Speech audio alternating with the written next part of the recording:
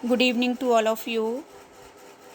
आज जो हमारा चैप्टर है हिस्ट्री का, द नेशनलिज्म इन इंडिया, उसकी लास्ट वीडियो आपके पास आ रही है और इसके बाद हमारा चैप्टर फिनिश हो जाएगा। तो जो इससे पहले की वीडियो थी जिसमें मैंने आपको गांधी जी के बारे में बताया था कि उन्होंने सेकंड राउंड टेबल कॉन्फ्रेंस थी, उसमें उन्होंने पार्टिसिपेट किया था।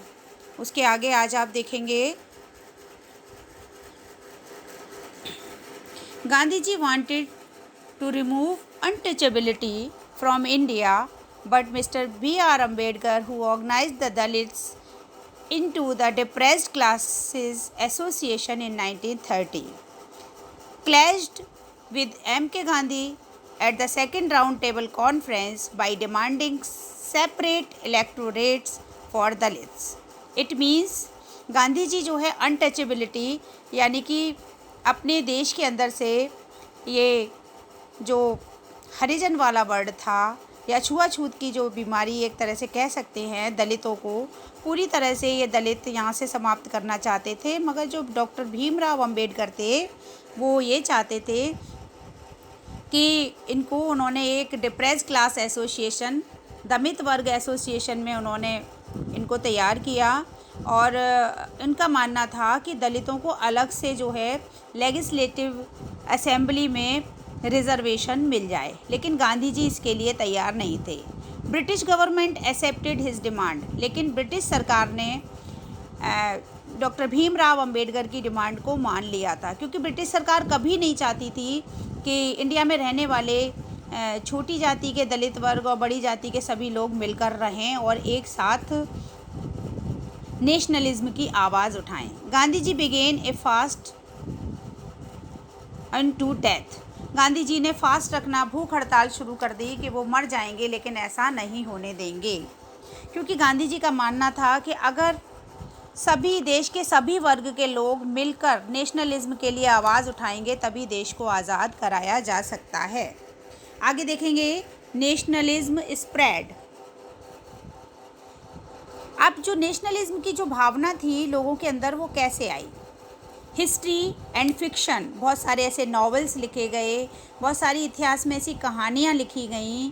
फोक सॉन्ग्स, बहुत सारे ऐसे सॉन्ग्स लिखे गए जिसमें भारत के और भारत माता का गुणगान हुआ। पीपल्स इमेजिनेशंस, लोगों की इमेज थी, धारणा थी। पॉपुलर प्रिंट्स, बहुत सारा ऐसा प्रिंट्स था जो मार्केट में आया।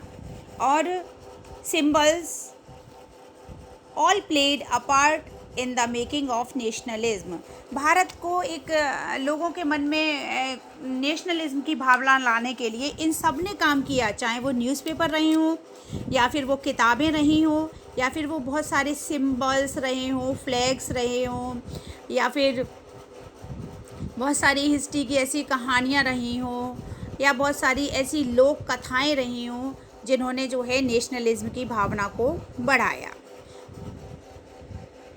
थर्ड पैरा में हम देखेंगे the first image of Bharat माता is created by Bankim Chandra Chattopadhyay. यह आपका बोर्ड का क्वेश्चन है और आपसे पूछा जा सकता है कि who was the creator of first image of Bharat माता।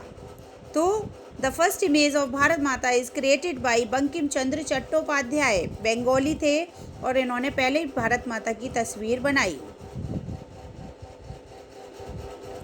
In 1860 he wrote Vande Mataram song, it is a part of his novel Anand Math. 1870 में इन्होंने वंदे मातरम सॉन्ग लिखा जो कि इनकी प्रसिद्ध नॉवेल है आनंद मठ, उससे लिया गया है।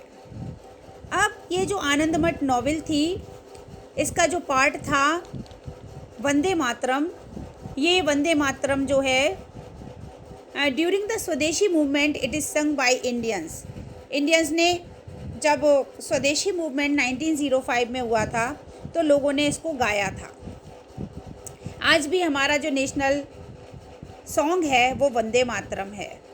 Abanindranath Tagore painted the picture of Bharat माता। भारत माता की जो पिक्चर है पेंट की वो अवनींद्रनाथ टैगोर ने बनाई और इसमें भारत माता को एक सन्यासिनी के रूप में उन्होंने दिखाया है। नेक्स्ट पैरा में हम देखेंगे in Madras Natesa Sastri published Tamil folk tales the folklores of southern India. Madras के नटेशा शास्त्री ने भी एक तमिल फोक टेल्स निकाली जिसका नाम था फोकलर्स ऑफ सदर्न इंडिया। इन स्वदेशी movement tree colour flag red green yellow design. स्वदेशी मूवमेंट के समय में एक झंडे को डिज़ाइन किया गया था। इस झंडे में 3 रंग थे, रेड ग्रीन और yellow. It had 8 lotuses representing 8 province of British India.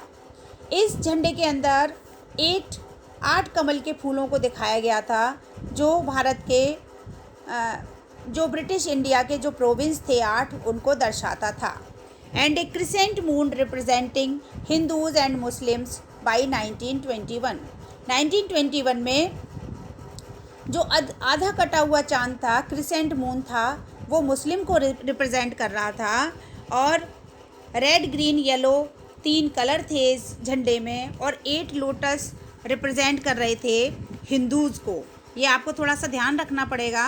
स्वदेशी मूवमेंट में इसको लिया गया था और बाद में आगे तक जाकर जो है रेड ग्रीन येलो एक झंडा डिज़ाइन हुआ था जो ब्रिटिश इंडिया ने बनाया था। इसमें 8 जो लोटस थे वो 8 प्रोविंस थे इंडियंस के, उनको रिप्रेजेंट कर रहे थे और जो क्रिसेंट मून था वो मुस्लिम्स को रिप्रेजेंट कर रहे थे। Gandhi ji also design Swaraj flag. Gandhi ji ने भी स्वराज का एक झंडा तैयार कर लिया था जिसका कलर था रेड ग्रीन वाइट।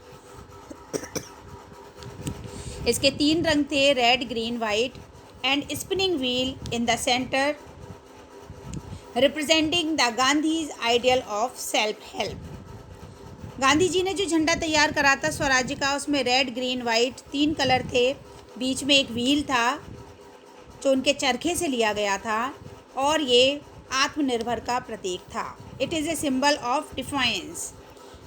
और जब मूवमेंट में जो बहुत बड़े बड़े मूवमेंट हुए हैं उनको उनमें इस झंडे को लेकर चला जाता था जो कि स्वावलंबी का प्रतीक था। इस तरह से ये चैप्टर यहाँ पर फिनिश होता है और इसके बाद अब आप लोगों को फोकस करना है एक बार फिर कि इसकी समरी को अच्छे से पढ़ लें और इसमें जो एक्सरसाइज दी है उसको क्वेश्चन आंसर करें। Thank you.